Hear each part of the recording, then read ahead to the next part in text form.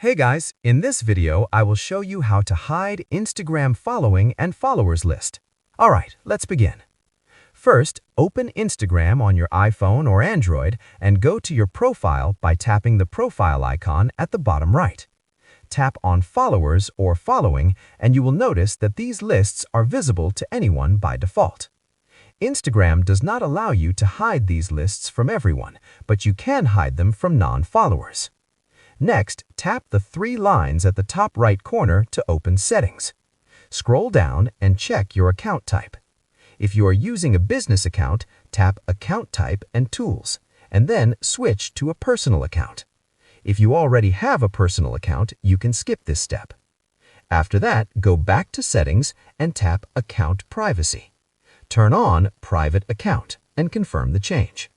Once your account is private, only approved followers will be able to see your followers and following list. Keep in mind, people who already follow you will still see this information. Non-followers will not. So that's basically how you can hide Instagram following and followers list. That's it for this video. Thanks.